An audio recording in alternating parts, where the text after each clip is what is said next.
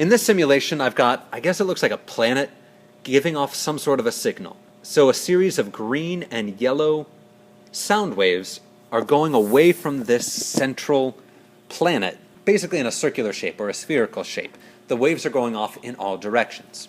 Now there's a spaceship that's collecting these sound waves, and you can see what the spaceship is observing in the lower left of the simulation.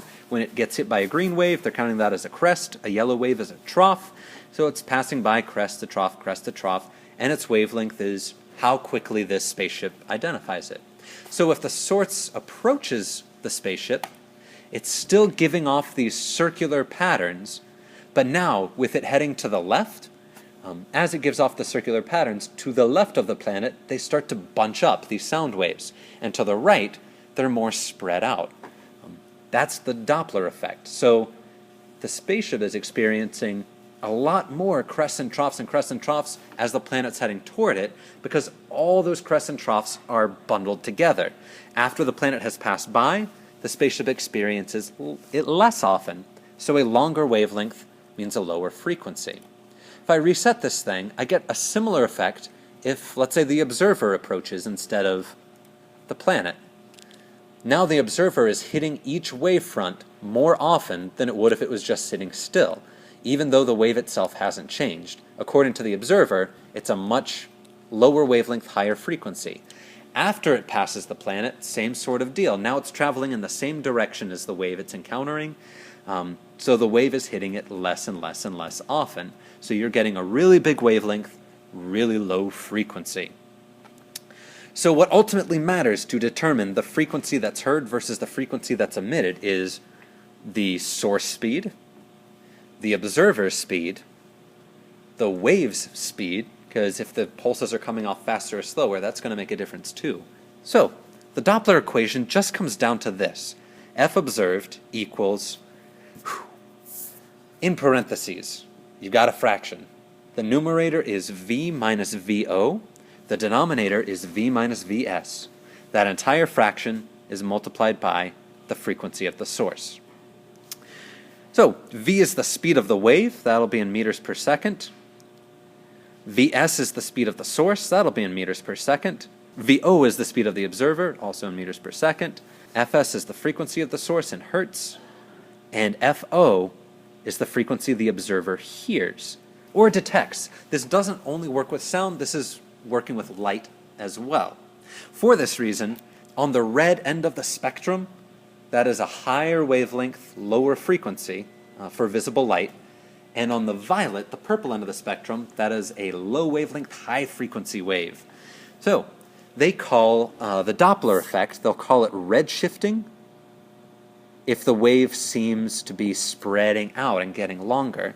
They call it blue shifting, because the blue-purple end of the spectrum is where it seems to bunch up. So with this equation, just ask yourself what's moving. Is the wave moving? The answer will almost always be yes. Is the observer moving? If no, that's 0 meters per second. Is the source moving? If no, that's 0 meters per second.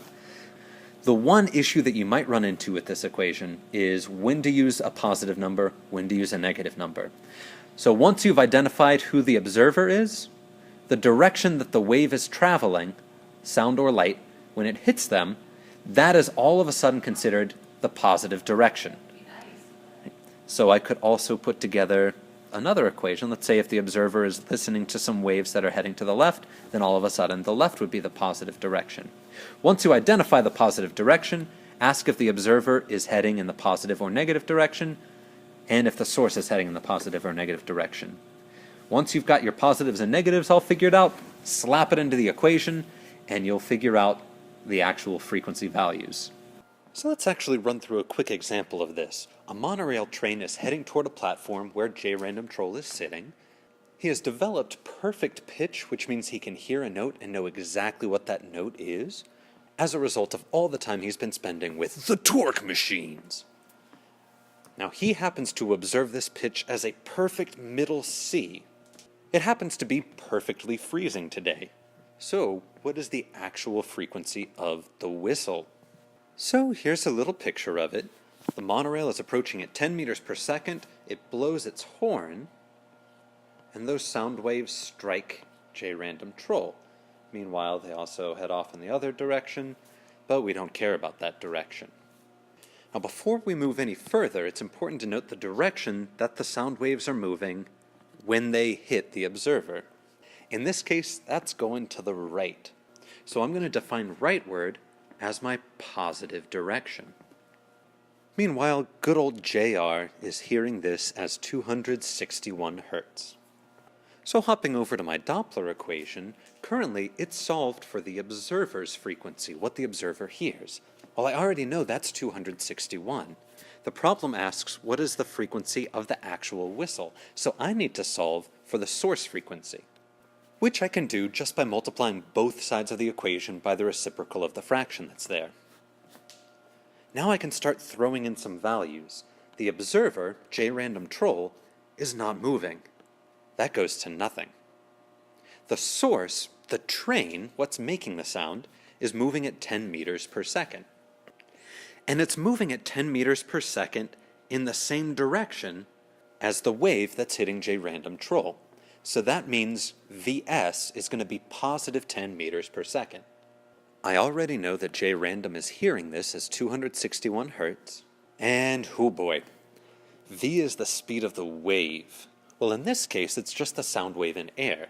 And I know that the speed of a sound wave in air is just 331 plus 0.6 times the temperature in Celsius. And the temperature in Celsius is 0.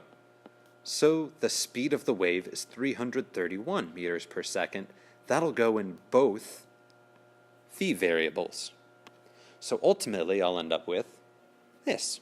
331 minus positive 10 all over 331 times 261. Now this makes sense. When I change my numerator to 321, I see that I'm multiplying by a fraction that's less than 1. The frequency of the source should be less than what J-random is hearing because the source is moving toward J-random. Punch this mess out and you get a source frequency of 253.1 Hertz.